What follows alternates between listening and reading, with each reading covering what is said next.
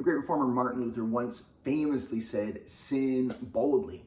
Now, before we get carried away, let's make sure we understand what he was saying. He is not promoting a sinful lifestyle. No, he's agreeing with and he's affirming the teaching of the Apostle Paul, who said things like this in Romans 6, verse 1. He said, "Should I continue to sin so that God can show me more and more of his wonderful grace? May it never be," or "of course not." And I love that verse. I love Romans 6 because it recognizes that, it's Paul recognizing that a proper understanding of everything he said in the book of Romans up until this point would lead a person to conclude that their behavior has no impact on their relationship with God. And Paul is recognizing that would be a conclusion they could come to, and it would be the right conclusion. The right conclusion, but the wrong application.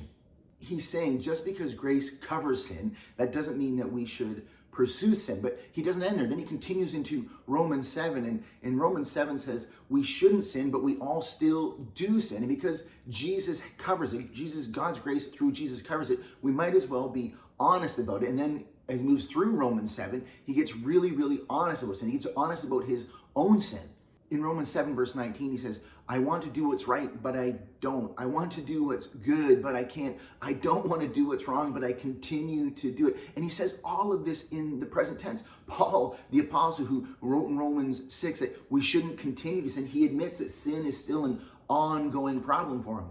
He shouldn't sin, but he still does. And then as he works his way through Romans 7, he comes to the end, he says, "Oh, what a miserable person I am." He just owns his sinfulness. He owns that sin is still an ongoing problem for him. He knows he shouldn't, but he continues to do so.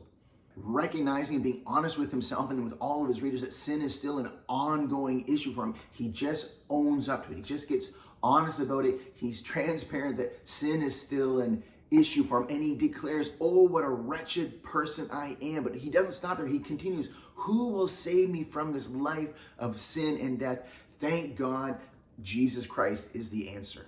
He's a sinner in the present tense. He wishes he wasn't, but he is. And he owns up to it. What a wretched, miserable person I am. He recognizes that he really, truly is the worst sinner that he knows. But Jesus saved him and continues to save him from his sin. That's what Luther means when he says, "Sin boldly." It's not sinning in the face of grace, it's sinning in the light of grace. Recognizing that even though we wish we didn't, even though we wish we couldn't, we all still do. And thank God that Jesus saved us and he continues to save us from our sins. And that's the good news. And this is the last week in this series talking about I'm the worst sinner and I know. Next week I'm going to move into and begin a new series looking at stories of grace, stories that Jesus told about grace. That starts next Sunday. I'll see you then.